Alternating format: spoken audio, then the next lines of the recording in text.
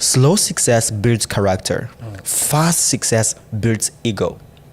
What do you think about? I mean, I completely agree. I think that's a very accurate quote. Like those quick wins that are oftentimes maybe even luck, that's people will get very overinflated egos, I think, from that kind of thing. But building something real takes a lot of time. And that is what will build your character, because you have to go through a lot of ups and downs to, you know, actually see real success. I think, you know, something that takes time is worth working on. And yeah, I completely agree with that quote. Yeah, to cultivate something that's long lasting, it may take time. It may be slow at first, but then you see the progressive growth within time. So you're essentially just working on the base. Once you have that base set, everything else on top is going to be able to. It's just going to be built on, or grow from there. And I think it doesn't build ego because you make a lot of mistakes. You know, you really do. Even small mistakes, maybe you don't make terrible catastrophic mistakes, hopefully not, but you're just guaranteed to make some mistakes along the way, and that's part of what builds that character. So maybe hopefully you do reach a success in the end, but it takes a lot of time to get there, and just you do make mistakes along the way, and everyone has to go through that, I think. I love that. So Anna, can you just talk a little bit about yourself? You know, we invite a lot of people. We try to introduce them. We try to say that they're entrepreneur, they have done this, they've done this. But today we want particularly yourself to talk. Who is Anna? Tell our people that are listening or watching us right now, who's Anna? Yeah. I feel like that's such a loaded question. I think there's so many things I could say. Bring us to the world of Anna. Yeah, great question. I mean, I've done a lot of things. I'm a person who really likes to try new things. I like to take risk.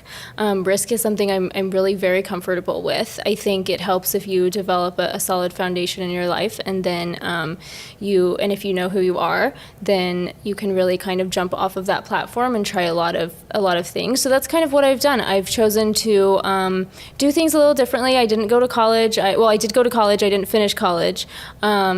Taylor and I met in community college, and I even had my brief stint in the Honor Society, and that's how Taylor and I met. So I kind of went off the path a little bit, kind of like made my own path. I joined the Navy, but I joined the reserves, which is, you know, not typical. Typically you just go straight into active duty, but I knew there was so much I wanted to try.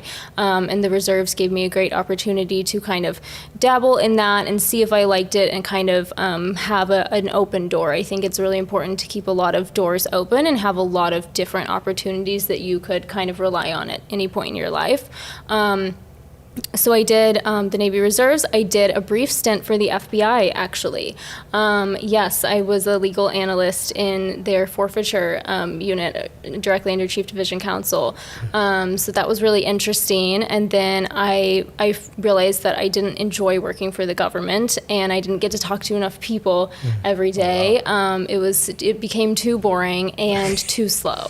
And government jobs can be like that. There's Man, come on, please, let us get it. Yeah, we can really unpack FBI, that. bro. You know, I'm just kidding. Okay, go ahead. But yeah, so I realized, you know, I wanted to be in a more fast-paced environment, and something more competitive, and that really drew out, you know, other parts of me, and the FBI just wasn't doing all of that for me, at least not in the role that I was in. Though I enjoyed it, I got a lot out of that, and then I pivoted to business. I went to work for some people. I was actually their nanny when I was in high school, so I was really good friends with the family. They owned a lawn care company, and I went back to work for them as a recruiter and doing human resources, so I really got to learn like the ins and outs of like how a small business functions. They had built that business from the ground up. So that was cool. And then, you know, I ended up relocating because of other things in my personal life, and I continued on with recruiting for another, really a small company, and got to learn a lot there. And then that's where, through that whole time, I was kind of figuring out like who I am, what I want to do. I also got my real estate license. I got 2 Airbnbs. I actually had a deal for my very first one when I was 21, but it didn't, the contract fell through. The guy breached my contract. impact. I made him pay me for that. So I did, yes, I did negotiate out of that the seed money that I then used to get the next two. So yeah, that's kind of, and eventually I got into revenue working for a tech company, and that's when I realized I loved software, and not necessarily I don't know how to code. I wish I did. That would be cool. Like the back end, front end, and everything. Yeah, I can't do that. But I love the business side of that, and I think software tools are really interesting, and how they affect different businesses' workflows. And so I got really interested in that, and just interested in revenue, and I enjoyed the competitiveness of that. But then the company I was working for, they did not know how to manage venture capital funding, and they laid off a bunch of employees. I actually survived the first round, and I had only been hired 2 months previously. So I was surprised, but I made it through the first round, and then in the second round, they laid off pretty much everyone. So, but that's when I pivoted to the company I'm with now, which is a startup. It is a software. It's also managed service, sort of agency managed services, which is very interesting. And almost a little bit harder to sell, because you are really selling an unknown. Because the software, you know exactly what a software is doing, but with agency services, that's up to the person that performs the service. So you're selling an unknown product in a way. So it's been a very, very interesting learning experience, and I actually just hit 1 year with that company. Nice. So yes, and then still have been doing real estate. Did the Airbnbs for the 2 years, and now I'm working on some of my own software ideas, and I keep a running book of my business ideas, so I'll never run out. But that's the one I'm on right now. Incredible. Yeah, from your background, there's a lot to unpack. I know you grew up from a more traditional home. Yes. Where your father was working, yeah, and your mother was at home, and she took care of you and your siblings. Yep. Talk about how that impacted your growth and who you are today. Yeah, no, I think that's a great question. And it is really an interesting sort of case study on the traditional family model, I think. So my dad started his own business when he was like 27, 28, I think. I wasn't born yet. He's a financial advisor, so he owns his own practice. And he really built that from the ground up. He and my mom got married. She was working. Just like I think she was doing, kind of admin type of stuff for IBM and Lexmark at the time, and she actually supported my dad for a little bit while he built his business. And then he built his business, and she was able to step away from her work, and she worked with my dad. And then once he had grown more, and they were able to, settle down, have kids, and start a family, then my mom, which had always been her dream. She always tells me she wanted to have kids way before my dad was ready to, and she's so thankful that he made her wait, because she wouldn't have had us if she had, it would have been different kids if it had been, years before. So I grew up being homeschooled. My mom, she raised me and my 3 siblings. She homeschooled us, yes. Yes. We need to talk about that. We can see that there's a lot there too, and I think that also affected my creativity and entrepreneurialism quite a bit. Being homeschooled actually was, I think, a huge driver in that. But yeah, just the way that it affected me really was I saw my dad working 80 to 100 hours a week. Because even though he had, built his business successfully enough that, my mom didn't have to work, and he could afford to have 4 children and a wife staying at home, and that he could pay for our schooling, he still, the reason he was able to do that was because he would work 80 to 100 hours a week. So I really respected that about my dad. And I know I've heard from a lot of different people growing up, and even from some men that are concerned that if they work too much, they won't be able to spend enough time with their kids, and their kids will just feel like they have an absent father. But I've always thought it was very interesting to hear that, because I never felt that. And some days I wouldn't, see my dad till, right before I was going to bed for the day. But I would see him in the morning before I went to work, and then I would see him, right before I went to bed. And I always knew, we would always ask him if the stock market was up or down. That's what we would ask him at dinner. Yeah, and we'd be like, was gold up today? And we just thought that was so fun. So, but yeah, he would share with us, things about his work, and he still spent a lot of time with us. He did always take Sundays off to be with the family, because obviously I was raised in a very Christian home.